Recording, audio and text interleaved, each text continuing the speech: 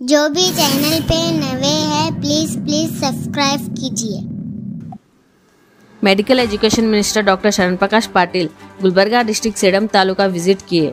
इनके आने की खुशी में सेडम के लोगों ने बसवेश्वर चौक से कोत्तल बसवेश्वर देवालय तक ग्रैंड रैली निकाले। इस रैली में कांग्रेस के लीडर्स, कार्यकर्ता और उनके चाहने वाले बहुत खुश नजर आए। डॉक्टर शरण प्रकाश पाटिल को बैंड बाजे और जेसीबी से फूलों का हार पहनाकर वेलकम किए। डॉक्टर शरण प्रकाश पाटिल का कहना है कि जो हमने 5 वादे किए थे वो हम जल्द से जल्द पूरी करेंगे।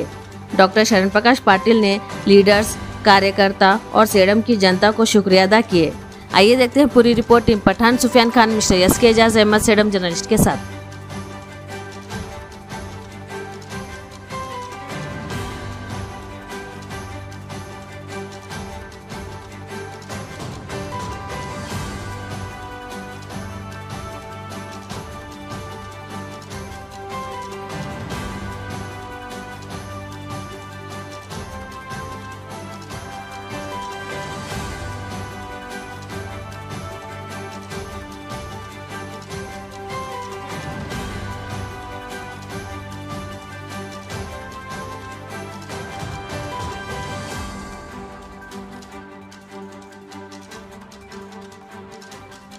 ಪ್ರವೇಶ ಮಾಡಿದ್ರು ಇವತ್ತು ಸಚಿವರಾಗಿ ಶರಣ್ ಪ್ರಕಾಶ್ ಪಾಟೀಲ್ ನಿಮ್ಮೆದುರು ನಿಂತಿದ್ದಾರೆ. ನೀವೆಲ್ಲರೂ ಜೋರಾದ ಚಪ್ಪಾಳೆಯೊಂದಿಗೆ ಅವರಿಗೆ ಅಭಿನಂದನೆಗಳನ್ನು ಸಲ್ಲಿಸಿದ್ದೀರಿ. ಈಗ ಅಭೂತಪೂರ್ವವಾಗಿ 43,000 ಮತಗಳಿಂದ ಗೆಲ್ಲಿಸಿದಂತ ನಿಮಗೆ ಅವರು ಅಭಿನಂದನೆಗಳನ್ನ, ಕೃತಜ್ಞತೆಗಳನ್ನ ನಿಮಗೆ ಸಲ್ಲಿಸಲಿದ್ದಾರೆ.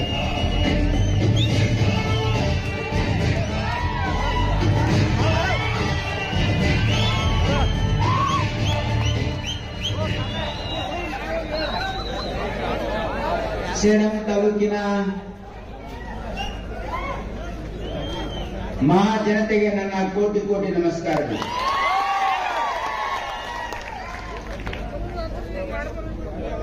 ವಿಧಾನಸಭಾ ಚುನಾವಣೆಯಲ್ಲಿ ನನಗೆ ಅಭೂತಪೂರ್ವವಾಗಿ ಪ್ರಚಂಡ ಬಹುಮತದಿಂದ ಆರಿಸಿ ತಂದಿರತಕ್ಕಂತ ಮತದಾರ ದೇವರಿಗೆ ನನ್ನ ನಮಸ್ಕಾರಗಳು. ಜೊತೆಗೆ ಈ ಒಂದು ಚುನಾವಣೆಯನ್ನ ಸವಾಲಾಗಿ ಸ್ವೀಕರಿಸಿ ತನು ಮನ ಧನದಿಂದ ತಮ್ಮ ಪರಿಶ್ರಮ ಮತ್ತು ಬದ್ಧತೆಯಿಂದ ಚುನಾವಣೆ ಮಾಡಿರ್ತಕ್ಕಂಥ ಎಲ್ಲ ಕಾಂಗ್ರೆಸ್ಸಿನ ಕಾರ್ಯಕರ್ತರಿಗೆ ನನ್ನ ನಮಸ್ಕಾರಗಳು. ಕಾಂಗ್ರೆಸ್ ಪಕ್ಷದ ಮುಖಂಡರು ಹಗಲು ರಾತ್ರಿ ಎನ್ನದೆ ಸುಮಾರು 6 ತಿಂಗಳಿಂದ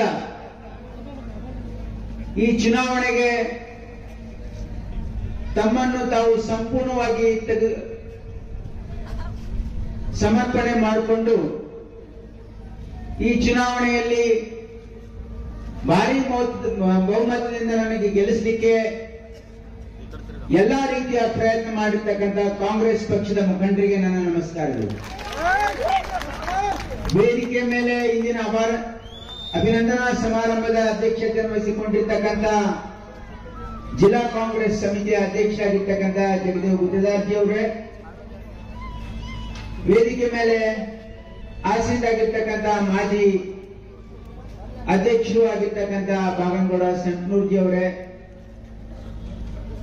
ವೇದಿಕೆ ಮೇಲೆ ಆಸೀನರಾಗಿರ್ತಕ್ಕಂಥ ಹಿರಿಯರಾಗಿರ್ತಕ್ಕಂಥ ಮಹಾಂತಪ್ಪ ಸಂಗಾಬಿ ಅವರೇ, ಧೂಳಪ್ಪ ದೊಡ್ಡಮನಿ ಅವರೇ ಮತ್ತು ಸತೀಶ್ ರೆಡ್ಡಿ ಪಾಟೀಲ್ ಅವರೇ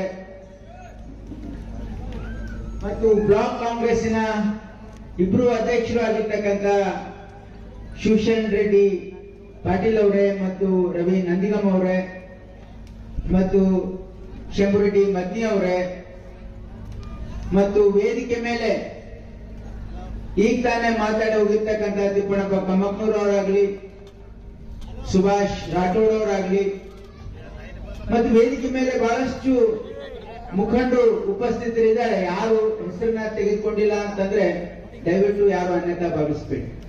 ಯಾಕೋ ನಮ್ಮ ಹೆಸರು ತಗೊಳ್ಳಿಲ್ಲಪ್ಪ ಸಾಹೇಬ್ರಂತ ಯಾರು ಸಿಟ್ಟಾಗ್ಬೇಡ್ರಿ. ಯಾಕಂದ್ರೆ ಈಗಾಗಲೇ ಬೆಳಗ್ಗೆ ಮಧ್ಯಾಹ್ನ ಸುಮಾರು 2 ಗಂಟೆಯಿಂದ ಈಗ ರಾತ್ರಿ 8 ಗಂಟೆ ಆಗಿದೆ.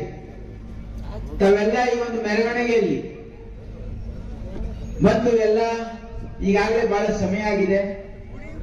ಹಾಗಾಗಿ ನಾನು ಯಾರು ಕೂಡ ಜಾಸ್ತಿ ಇವತ್ತು ಕಾಯಿಸ್ತೇನೆ, ಇವತ್ತು ಯಾರ ಹೆಸರನ್ನು ತೆಗೆದುಕೊಳ್ಳದೇನೆ ಮಾತಾಡ್ತಾ ಇದ್ದೀನಿ. ದಯವಿಟ್ಟು ಯಾರು ಅನ್ಯತಾ ಭಾವಿಸಬೇಡಿ. ಈ ಚುನಾವಣೆ ಒಂದು ಬಹಳ ಮಹತ್ವದ ಚುನಾವಣೆಯಾಗಿದೆ. ಕರ್ನಾಟಕ ರಾಜ್ಯದ ಭವಿಷ್ಯವನ್ನೇ ನಿರ್ಮಾಣ ಮಾಡತಕ್ಕಂತ ಚುನಾವಣೆ ಆಗಿತ್ತು. ಕಳೆದ 4 ವರ್ಷ ಕರ್ನಾಟಕ ರಾಜ್ಯದಲ್ಲಿ ಯಾವ ರೀತಿ ಆಡಳಿತ ಇತ್ತು ಅಂತಕ್ಕಂಥದ್ದು ನಿಮಗೆ ಗೊತ್ತಿದೆ. ಏನೇನು ಘಟನೆಗಳು ನಡೆದು ನೀವೆಲ್ಲ ಸಾಕ್ಷಿಯಾಗಿದ್ದೀರಿ. ಕರ್ನಾಟಕ ರಾಜ್ಯದ ಜನ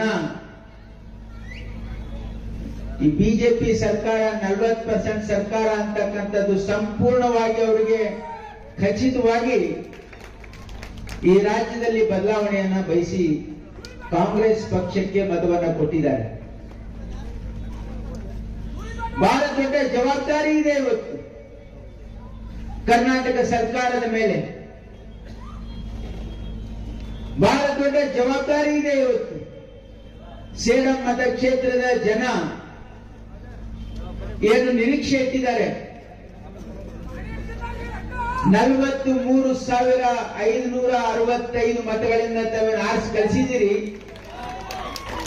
ಇದು ಬಹಳ ದೊಡ್ಡ ಒಂದು ಹೊರೆಯಾಗಿ ನನಗೆ ಅನುಭವ ಆಗ್ತಾ ಇದೆ. ಯಾಕಂದ್ರೆ ಈ ಜವಾಬ್ದಾರಿ, ಜನರ ನಿರೀಕ್ಷೆ, ಜನರ ಅನಿಸಿಕೆ ಅಂತ ನಾವು ಜನ ಮೆಚ್ಚುವಂತೆ ಕೆಲಸ ಮಾಡಬೇಕಾಗಿರ್ತಕ್ಕಂಥ ಒಂದು ಪ್ರಯತ್ನ ಮಾಡಬೇಕಾಗಿದೆ. ಕರ್ನಾಟಕ ಸರ್ಕಾರ ಮಾನ್ಯ ಮುಖ್ಯಮಂತ್ರಿಗಳಾಗಿರ್ತಕ್ಕಂಥ ಸಿದ್ದರಾಮಯ್ಯನವರು, ಉಪಮುಖ್ಯಮಂತ್ರಿಗಳಾಗಿರ್ತಕ್ಕಂಥ DK ಶಿವಕುಮಾರ್ ಅವರು, ನಮ್ಮೆಲ್ಲರ ನೆಚ್ಚಿನ ನಾಯಕರು, AICC ಅಧ್ಯಕ್ಷರಾಗಿರ್ತಕ್ಕಂಥ ಮಲ್ಲಿಕಾರ್ಜುನ್ ಖರ್ಗೆ ಸಾಹೇಬರು, ಈ 3 ಜನ ನಾಯಕರು ಕರ್ನಾಟಕ ರಾಜ್ಯದ ಯೋಗಕ್ಷೇಮದ ಬಗ್ಗೆ ಅಪಾರ ಕಾಳಜಿ ಉಳಿತಕ್ಕಂಥವರು. ಚುನಾವಣೆಯಲ್ಲಿ ನಾವು ಮಾಡಿರ್ತಕ್ಕಂಥ ವಾಗ್ದಾನ, ನಾವು ಘೋಷಣೆ ಮಾಡಿರ್ತಕ್ಕಂಥ ಗ್ಯಾರಂಟಿಗಳನ್ನ ಈ ರಾಜ್ಯದ ಬಡವರಿಗಾಗಿ ಅನುಷ್ಠಾನಕ್ಕೆ ತರಬೇಕಾಗಿರ್ತಕ್ಕಂಥ ಬದ್ಧತೆ ನಮ್ಮೆಲ್ಲರ ಮೇಲಿದೆ. ಮೊದಲನೇ ಸಂಪುಟ ಸಭೆಯಲ್ಲಿ ಈಗಾಗಲೇ ನಾವು ತೀರ್ಮಾನವನ್ನು ಮಾಡಿದ್ದೀವಿ. ನಾವೇನು ವಾಗ್ದಾನವನ್ನ ಮಾಡಿದ್ವಿ, ಕರ್ನಾಟಕ ರಾಜ್ಯದ ಜನರಿಗೆ 5 ಭರವಸೆಗಳನ್ನ ನಾವು ಕೊಟ್ಟಿದ್ವಿ. 2,000 ರೂಪಾಯಿ ಪ್ರತಿ ಮನೆಗೆ ಗೃಹಲಕ್ಷ್ಮಿ ಅಂತಕ್ಕಂಥ ಕಾರ್ಯಕ್ರಮವನ್ನ ನಾವು ಕಾರ್ಯರೂಪಕ್ಕೆ ತರ್ತೀವಿ ಅಂತಕ್ಕಂಥದ್ದನ್ನ ಈಗಾಗಲೇ ಘೋಷಣೆ ಮಾಡಿದ್ದೀವಿ. ಪ್ರತಿಯೊಂದು ಮನೆಯ ಯಜಮಾಂತಿಯ ಅಕೌಂಟ್ ನಂಬರ್ ಅನ್ನ ಸಂಗ್ರಹ ಮಾಡಿ ಆಗಸ್ಟ್ 15ನೇ ತಾರೀಕು ಈ ರಾಜ್ಯದ ಪ್ರತಿಯೊಬ್ಬ ಕುಟುಂಬದ ಯಜಮಾಂತಿ ಅಕೌಂಟ್ ಅಲ್ಲಿ 2,000 ರೂಪಾಯಿ ನಾವು ನುಡಿದಂತೆ ನಡೆದಿರ್ತಕ್ಕಂಥ ಸರ್ಕಾರ ಅಂತಕ್ಕಂಥ ಕೀರ್ತಿಗೆ ನಾವು ಪಾತ್ರರಾಗಿದ್ದೀವಿ. ಈ ರಾಜ್ಯದಲ್ಲಿ ಪ್ರತಿಯೊಬ್ಬ ಮಹಿಳೆಗೆ ನಾವು ಉಚಿತವಾಗಿ ಬಸ್ ಪ್ರಯಾಣವನ್ನ ಅನುಕೂಲ ಮಾಡಿಕೊಡೋರು ಇದ್ದೇವೆ ಅಂತಕ್ಕಂಥ ಮಾತನ್ನ ಹೇಳಿದ್ವಿ. ಅದು 11ನೇ ತಾರೀಕು ಲಾಂಚ್ ಆಗಿ ಕಾರ್ಯರೂಪಕ್ಕೆ ಬರಲಿದೆ ಇದೇ ತಿಂಗಳು. ನಾವು ಪ್ರತಿಯೊಂದು ಕುಟುಂಬಕ್ಕೆ 200 ಯೂನಿಟ್ ಕರೆಂಟ್ ಅನ್ನ ಫ್ರೀ ಆಗಿ ಕೊಡ್ತೀವಿ ಅಂತ ಹೇಳಿದ್ವಿ. ಜುಲೈ ತಿಂಗಳಿಂದ ಅದು ಕಾರ್ಯರೂಪಕ್ಕೆ ಬರಲಿದೆ. ಆಗಸ್ಟ್ ತಿಂಗಳಿಂದ ನೀವು ಯಾರು ಕರೆಂಟ್ ಬಿಲ್ ಕಟ್ಟತಕ್ಕಂತ ಅವಶ್ಯಕತೆ ಇಲ್ಲ.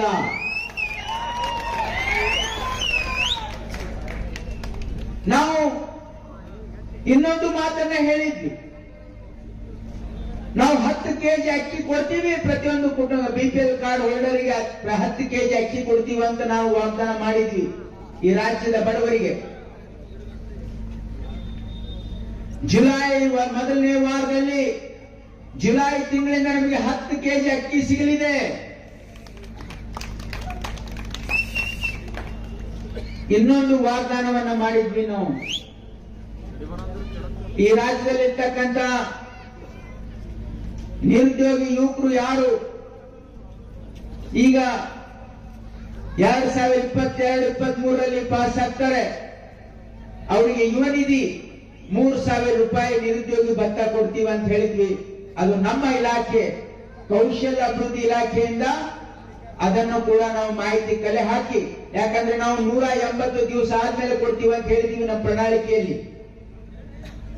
ಅದರ ಪ್ರಕಾರ 180 ದಿವಸ ಆದ್ಮೇಲೆ ಯಾರ್ಯಾರಿಗೆ ಈ ರಾಜ್ಯದಲ್ಲಿ ನೌಕರಿ ಸಿಗೋದಿಲ್ಲ ಅವರಿಗೆ 2 ವರ್ಷಗಳವರೆಗೆ 3,000 ರೂಪಾಯಿ ಕೊಡ್ತಕ್ಕಂತ ಕೆಲಸ ನಾವು ಮಾಡ್ತೀವಿ. ಈಗಾಗಲೇ ನಾವು ತೀರ್ಮಾನವನ್ನು ತೆಗೆದುಕೊಂಡಿದ್ದೀವಿ.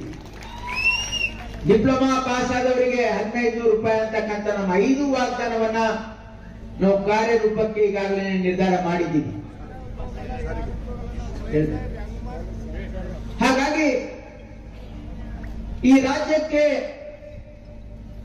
ಮಾನ್ಯ ಮಲ್ಲಿಕಾರ್ಜುನ್ ಖರ್ಗೆ ಸಾಹೇಬರು ಮಾನ್ಯ ಮುಖ್ಯಮಂತ್ರಿಗಳಾಗಿರ್ತಕ್ಕಂಥ ಸಿದ್ದರಾಮಯ್ಯನವರು, DK ಉಪಮುಖ್ಯಮಂತ್ರಿಗಳಾಗಿರ್ತಕ್ಕಂಥ DK ಶಿವಕುಮಾರ್ ಅವರು ನಮ್ಮ KPCC ಅಧ್ಯಕ್ಷರಾಗಿ ನಾವು ಗ್ಯಾರಂಟಿ ಕಾರ್ಡ್ ಅನ್ನು ಹಂಚಿದ್ವಿ. ಅದರ ಮೇಲೆ DK ಶಿವಕುಮಾರ್ ಅವರು ಮತ್ತು ಸಿದ್ದರಾಮಯ್ಯನವರ ಸಿಗ್ನೇಚರ್ ಇತ್ತು. ಆ ಎಲ್ಲ ಭರವಸೆಗಳನ್ನು ನಾವು ಕಾರ್ಯರೂಪಕ್ಕೆ ತರ್ತಾ ಇದ್ದೀವಿ. ಯಾಕಂದ್ರೆ ಕಾಂಗ್ರೆಸ್ ಪಕ್ಷದ ನಾಯಕರು ನುಡಿದಂತೆ ನಡೀತಕ್ಕಂಥವರು. ಹಿಂದೆ ನಮ್ಮ ಸರ್ಕಾರ ಇದ್ದಾಗೂ ಕೂಡ ನಾವು ನುಡಿದಂತೆ ನಡೆದಿದ್ದೀವಿ. ಹಾಗಾಗಿ ಈ ಸರ್ಕಾರ ಈ ರಾಜ್ಯದ ಬೊಕ್ಕಸದ ಹಣ ಯಾವ ಹಣ? ಅದು ನಿಮ್ಮ ಹಣ. ಅದು ಈ ರಾಜ್ಯದ ಬಡವರಿಗಾಗಿ ಅದನ್ನು ಉಪಯೋಗ ಮಾಡ್ತಾ ಇದ್ದೀವಿ ನಾವು. ಈ ರಾಜ್ಯದ ಪ್ರತಿಯೊಬ್ಬ ಬಡವರಿಗೆ ಈ ಸವಲತ್ತನ್ನು ಕೊಡೋದ್ರ ಮುಖಾಂತರ ಪ್ರತಿ ಮನೆಗೆ ಪ್ರತಿ ತಿಂಗಳು ಸುಮಾರು 7,000 ರಿಂದ 8,000 ರೂಪಾಯಿ ಇದ್ರೆ ಲಾಭ ಆಗಲಿದೆ ಅಂತಕ್ಕಂಥ ಒಂದು ಅಂದಾಜಿದೆ. ಯಾಕೋಸ್ಕರ ಮಾಡ್ತಾ ಇದ್ದೀವಿ ಇದು? ಕಾಂಗ್ರೆಸ್ ಪಕ್ಷ ಯಾವತ್ತು ಈ ರಾಜ್ಯದಲ್ಲಿ ಬಡವರ ಪರವಾಗಿರ್ತಕ್ಕಂಥ ಆಡಳಿತವನ್ನು ಕೊಟ್ಟಿರ್ತಕ್ಕಂಥ ಸರ್ಕಾರ. ಹಾಗಾಗಿ ಈ ರಾಜ್ಯದಲ್ಲಿ ಒಂದು ಪಾರದರ್ಶಕವಾಗಿರ್ತಕ್ಕಂಥ ಆಡಳಿತವನ್ನು ಕೊಡ್ತೀವಿ ಅಂತಕ್ಕಂಥ ಮಾತನ್ನ ನಾವು ಹೇಳಿದ್ವಿ. ಈ ರಾಜ್ಯದಲ್ಲಿ ಒಂದು ಪಾರದರ್ಶಕವಾಗಿರ್ತಕ್ಕಂಥ ಆಡಳಿತವನ್ನು ನಾವು ಕೊಡ್ತೀವಿ. ಈ ರಾಜ್ಯದಲ್ಲಿ ಭ್ರಷ್ಟಾಚಾರ ರಹಿತವಾಗಿರ್ತಕ್ಕಂಥ ಆಡಳಿತವನ್ನು ಕೊಡ್ತಕ್ಕಂಥ 100% ಪ್ರಯತ್ನ ನಮ್ಮ ಸರ್ಕಾರದಾಗಿರ್ತದೆ. ಅಭಿವೃದ್ಧಿ ಪರವಾಗಿರ್ತಕ್ಕಂಥ ಆಡಳಿತವನ್ನು ಕೊಡ್ತೀವಿ. ಯಾಕಂದ್ರೆ ಕಾಂಗ್ರೆಸ್ ಪಕ್ಷ ಅಂದ್ರೆ ಅಭಿವೃದ್ಧಿ ಪರವಾಗಿರ್ತಕ್ಕಂಥ ಪಕ್ಷ. ನಾವು ಜನರ ಹಿತವನ್ನು ಬಯಸುವರು. ನಾವು ನಮ್ಮ ಗ್ರಾಮಗಳಲ್ಲಿ ನಮ್ಮ ಪಟ್ಟಣಗಳಲ್ಲಿ ಒಳ್ಳೆ ಮೂಲಭೂತ ಸೌಕರ್ಯಗಳು ಇರಬೇಕು ಅಂತಕ್ಕಂಥ ಪ್ರಯತ್ನ ಮಾಡ್ತಕ್ಕಂಥವರು.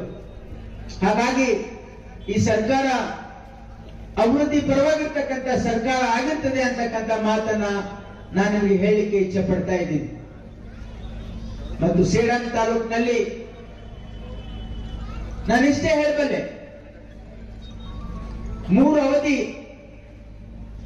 ನೀವು ನನಗೆ ಶಾಸಕನಾಗಿ ನಿಮ್ಮ ಸೇವೆ ಮಾಡ್ತಕ್ಕಂಥ ಒಂದು ಆಶೀರ್ವಾದ ಈ ಮತಕ್ಷೇತ್ರದ ಜನತೆ ಮಾಡಿದ್ರು. ಇದು 4ನೇ ಬಾರಿ ಭಾರಿ ಬಹುಮತದಿಂದ ಆಶೀರ್ವಾದ ಮಾಡಿದಿರಿ. ಬಹಳ ದೊಡ್ಡ ಜವಾಬ್ದಾರಿ ಇದೆ ನನ್ನ ಮೇಲೆ. ಈ ಜವಾಬ್ದಾರಿ ಕೇವಲ ನನ್ನ ಮೇಲಲ್ಲ, ಈ ಜವಾಬ್ದಾರಿ ಎಲ್ಲ ಕಾಂಗ್ರೆಸ್ ಪಕ್ಷದ ಮುಖಂಡರ ಮೇಲಿದೆ. ಎಲ್ಲ ಕಾಂಗ್ರೆಸ್ ಪಕ್ಷದ ಮುಖಂಡರನ್ನ ನಾನು ಮನವಿಯನ್ನ ಮಾಡ್ತಾ ಇದ್ದೀನಿ. ನಾವು ನೀವು ಸೇರಿ ಈ ತಾಲೂಕಿನಲ್ಲಿ ಮತ್ತೆ ನಿಂತು ಹೋಗಿರ್ತಕ್ಕಂಥ ಅಭಿವೃದ್ಧಿ ಕೆಲಸಗಳನ್ನು ಅತಿ ವೇಗದಲ್ಲಿ ಮಾಡತಕ್ಕಂಥ ಅವಶ್ಯಕತೆ ಇದೆ. ಹಳ್ಳಿಗಳಲ್ಲಿ ಜನರು ಏನು ಸಮಸ್ಯೆಗಳನ್ನ ಎದುರಿಸ್ತಾ ಇದ್ದಾರೆ ಅದನ್ನ ಸರಿಯಾಗಿ ಮತ್ತೊಮ್ಮೆ ನಾವು ಜನರ ಹತ್ರ ಹೋಗಿ ಅವರ ಸಮಸ್ಯೆಗಳನ್ನ ಕೇಳಿ ಅದನ್ನ ಪರಿಹಾರ ಮಾಡತಕ್ಕಂಥ ಅವಶ್ಯಕತೆ ಇದೆ. ಅದಕ್ಕಾಗಿ ನಾವು ಇಲ್ಲಿ ಎಲ್ಲರನ್ನ ಇಲ್ಲಿ ಕರೆಸಿಲ್ಲ. ಈ ಒಂದು ಕಾರ್ಯಕ್ರಮದಲ್ಲಿ ಕೇವಲ ತಮ್ಮ ಸ್ವಯಂ ಪ್ರೇರಣೆಯಿಂದ ಎಲ್ಲರೂ ಬಂದಿದ್ದಾರೆ. ನಾವು ಕಾರ್ಯಕರ್ತರನ್ನ ನಾವು ಯಾಕೆ ಕರೆಸಿಲ್ಲ ಅಂತಂದ್ರೆ, ನಾವು ಪ್ರತಿಯೊಂದು ಗ್ರಾಮಕ್ಕೆ ಹೋಗ್ತಕ್ಕಂಥ ಅವಶ್ಯಕತೆ ಇದೆ. ನಾನು ಪ್ರತಿ ಗ್ರಾಮಕ್ಕೆ ಬರ್ತೀನಿ, ನಿಮ್ಮ ಸಮಸ್ಯೆಗಳನ್ನ ಕೇಳಿ ಅದನ್ನ ಅತಿ ಶೀಘ್ರದಲ್ಲಿ ಅದನ್ನ ಪರಿಹಾರ ಮಾಡತಕ್ಕಂಥ ಪ್ರಾಮಾಣಿಕ ಪ್ರಯತ್ನ ಮಾಡ್ತೀನಿ ಅಂತಕ್ಕಂಥ ಮಾತನ್ನ ನಾನು ಹೇಳ್ತಾ ಇದ್ದೀನಿ. ಯಾಕಂದ್ರೆ ಚುನಾವಣೆ ಸಂದರ್ಭದಲ್ಲಿ ನಾನು ಪ್ರತಿ ಗ್ರಾಮಕ್ಕೆ 2 ಸಾರಿ ಹೋಗಿದ್ದೆ. ಆ ಸಂದರ್ಭದಲ್ಲಿ ನೀವೆಲ್ಲ ನನಗೆ ಹೇಳಿದ್ರಿ ಯಾವ್ಯಾವ ಗ್ರಾಮಗಳಲ್ಲಿ ಏನೇನು ಸಮಸ್ಯೆ ಇದೆ ಅಂತ ನಾನು ನೋಟ್ ಕೂಡ ಮಾಡ್ಕೊಂಡಿದ್ದೀನಿ. ಆದ್ರೆ ಇನ್ನೊಂದು ಸಾರಿ ನಾನು ಪ್ರತಿ ಗ್ರಾಮಕ್ಕೆ ಬರ್ತೀನಿ. ಪ್ರತಿ ಗ್ರಾಮಕ್ಕೆ ಬರ್ಲಿಕ್ಕೆ ಒಂದು 2-3 ತಿಂಗಳು ಸಮಯ ಆಗ್ಬೋದು. ಯಾಕಂದ್ರೆ ಮೊದಲನೇ ಹಂತದಲ್ಲಿ ಪ್ರತಿ ಗ್ರಾಮ ಪಂಚಾಯತ್ ಹೆಡ್ ಕ್ವಾರ್ಟರ್ಸ್ಗೆ ಬಂದು ಅದಾದ್ಮೇಲೆ ಪ್ರತಿ ಗ್ರಾಮಕ್ಕೆ ಹೋಗಿ ಬಂದು ನಿಮ್ಮ ಸಮಸ್ಯೆಗಳನ್ನ ನಾವು ನೋಟ್ ಮಾಡಿಕೊಂಡು ಖಂಡಿತವಾಗಿ ಆ ಸಮಸ್ಯೆಗಳಿಗೆ ಪರಿಹಾರ ಹುಡುಕ್ತಕ್ಕಂಥ ಕೆಲಸ ನಾನು ಮಾಡ್ತೀನಿ ಅಂತಕ್ಕಂಥ ಮಾತನ್ನ ಇಲ್ಲಿ ನಿಮ್ಮ ಮುಂದೆ ನಾನು ಹೇಳ್ತಾ ಇದ್ದೀನಿ.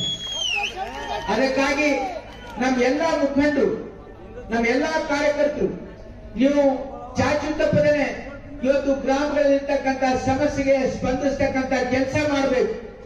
ಮತ್ತು ಸೇಡಂ ತಾಲೂಕಿನಲ್ಲಿ ಇರ್ತಕ್ಕಂಥ ಅಧಿಕಾರಿಗಳಿಗೂ ಕೂಡ ನಾನು ಒಂದು ಎಚ್ಚರಿಕೆ ಮಾತನ್ನು ಹೇಳ್ತಾ ಇದ್ದೀನಿ. ಏನಂತಂದ್ರೆ, ಸೇಡಂ ತಾಲೂಕಿನಲ್ಲಿ ಕೆಲಸ ಮಾಡ್ತಕ್ಕಂಥ ಅಧಿಕಾರಿಗಳು ಇವತ್ತು ಪ್ರಾಮಾಣಿಕತೆಯಿಂದ ನಿಸ್ವಾರ್ಥತೆಯಿಂದ ನೀವು ಕೆಲಸ ಮಾಡಬೇಕು. ಯಾಕಂದ್ರೆ ಇಲ್ಲಿ ಯಾರಿಗೂ ಏನು ಲಂಚ ಕೊಡ್ತಕ್ಕಂಥ ಅವಶ್ಯಕತೆ ಇಲ್ಲ. ಸೇಡಂ ತಾಲೂಕಿನಲ್ಲಿ ನೀವು ಕೇವಲ ಜನಪರವಾಗಿ ಬಡವರ ಪರವಾಗಿ ಕೆಲಸ ಮಾಡತಕ್ಕಂಥ ಅವಶ್ಯಕತೆ ಇದೆ. ಹಾಗಾಗಿ ಇವತ್ತು ನೀವು ಜನರ ಪರವಾಗಿ ಬಡವರ ಪರವಾಗಿ ಇವತ್ತು ಕೆಲಸ ಕಾರ್ಯಗಳನ್ನ ಮಾಡಿ ಈ ಸೇಡಂ ತಾಲೂಕಿನ ಅಭಿವೃದ್ಧಿ ಆಗ್ಬೇಕು ಅಂತಂದ್ರೆ ಇಲ್ಲಿ ಎಲ್ಲರೂ ಕೈ ಜೋಡಿಸಿ.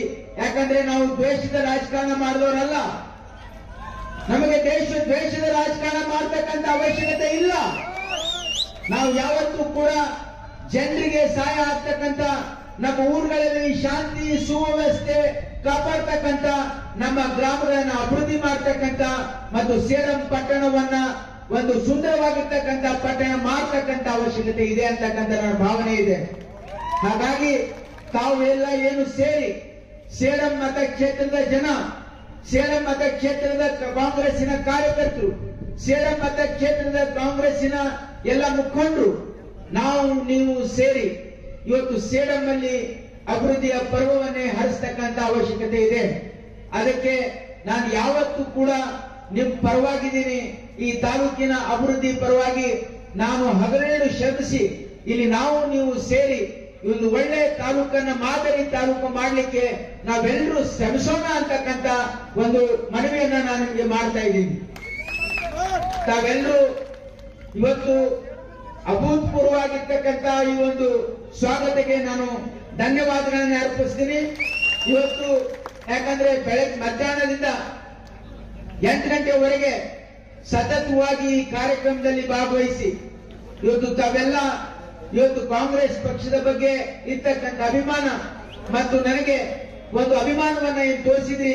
ನಾನು ಯಾವತ್ತೂ ನಿಮ್ಮ ಚಿರಋಣಿ ಆಗಿದ್ದೀನಿ ಅಂತಕ್ಕಂಥ ಮಾತನ್ನ ಹೇಳಿ ತಮ್ಮೆಲ್ಲರಿಗೂ ವಂದಿಸಿ ತಮ್ಮೆಲ್ಲರಿಗೂ ಧನ್ಯವಾದಗಳನ್ನು ಅರ್ಪಿಸಿ ಸೇಡಂ ಮಹಾಜನತೆಗೆ ಮತ್ತೊಮ್ಮೆ ನಾನು ಧನ್ಯವಾದಗಳನ್ನು ಅರ್ಪಿಸಿ ನನ್ನ ಮಾತನ್ನು ಮುಗಿಸ್ತೀನಿ.